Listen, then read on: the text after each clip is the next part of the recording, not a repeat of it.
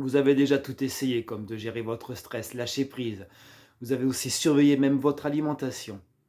Et si l'objectif n'était pas le bon, si nous n'étions pas sur le bon symptôme, la bonne conséquence, la bonne cause, si votre colon avait quelque chose de bien plus profond à vous dire.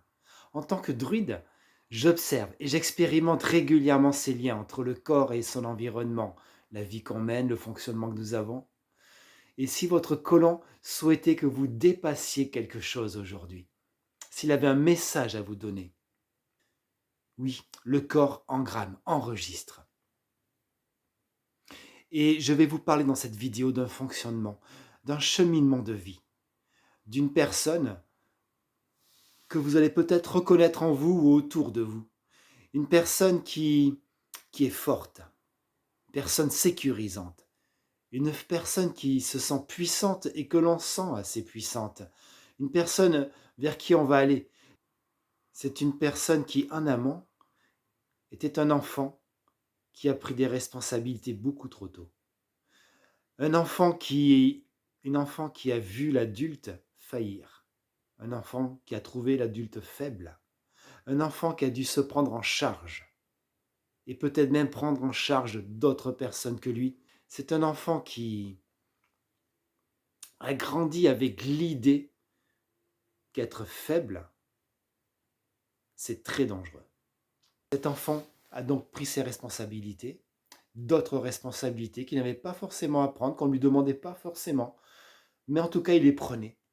Et toute sa vie, dans ce cheminement, il ne montrait plus ses émotions, il ne montrait plus ses désirs, il ne montrait que le fait qu'il fallait être fort. Manquant de ce cadre solide qu'il pouvait avoir en tant qu'enfant, qu'il n'a pas eu, il va être incité à lui-même fixer des cadres, fixer peut-être une certaine autorité. On va avoir ce profil de cette personne qui va être très dominante. Ce sont des personnes qui ont appris que si jamais elles étaient fortes et qu'on pouvait compter sur elles, qu'elles étaient responsables, eh bien elles pouvaient être aimées. Le fait d'être aimé était associé au fait d'être responsable et fort. Quelqu'un sur qui on peut compter. Quelqu'un qui contient énormément la faiblesse des autres. Du coup, ça va faire des personnes qui vont trouver les autres soit comme des victimes qu'il faut protéger, des personnes faibles et fragiles à protéger, ou soit des personnes qui vont mépriser les autres, qui vont les trouver bêtes, ridicules, pas suffisantes pour elles. Ce sont donc des personnes qui vont être soit dans le mépris et l'autorité exagérée, soit également dans le service. Elles vont vouloir rendre service, vouloir aider systématiquement, vouloir être dans l'aide des autres.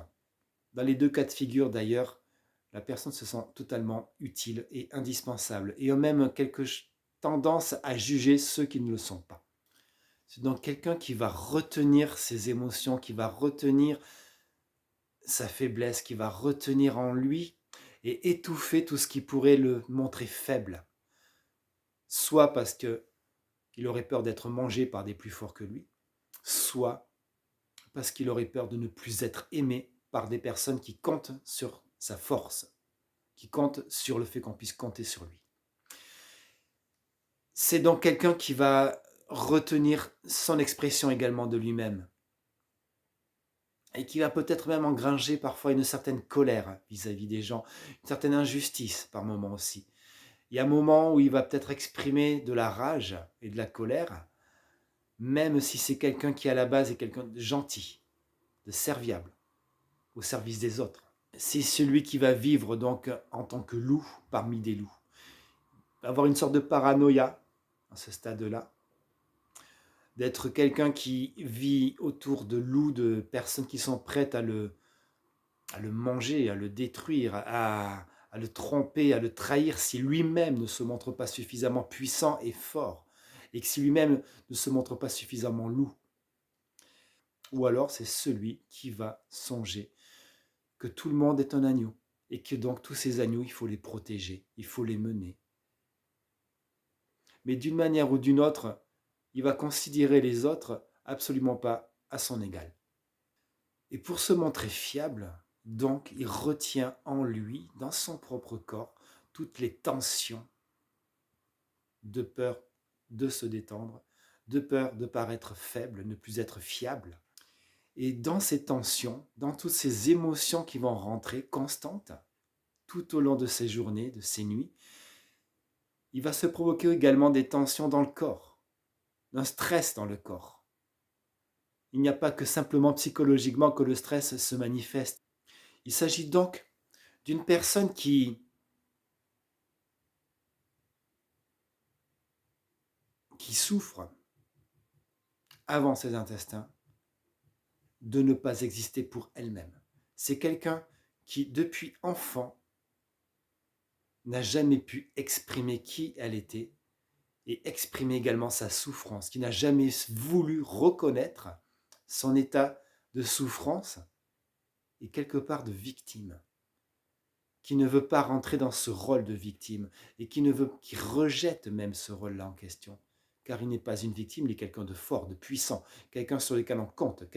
Voilà ce que je souhaitais vous partager. Et quand ce danger se manifeste, quand tout à coup il y a comme une sorte de semi-conscience qui fait apparaître dangereux le fait d'être faible, être dans les émotions, quand il y a également tellement de tensions que la colère rentrée et enfouie en soi, enfouie dans ses intestins, finit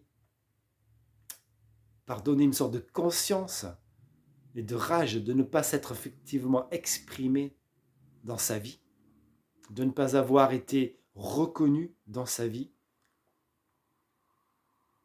il va se passer une irritabilité. Il va passer cette rage, ce feu qui va commencer à se transmettre de plus en plus fortement au niveau des intestins en particulier. Je vous propose d'ailleurs dans cette vidéo trois clés, trois possibilités pour aller encore plus loin. La première, il s'agit d'explorer ce vide, d'être inutile, de vous rendre inutile et de voir qu'est-ce qu'il y a derrière ça.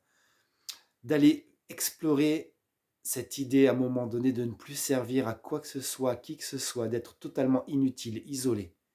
La deuxième clé, la deuxième possibilité de pouvoir aller plus loin, il va s'agir de visiter et de s'ouvrir avec beaucoup de courage à ses émotions, de laisser aller et ressentir ses émotions, voire même de les laisser s'exprimer en public.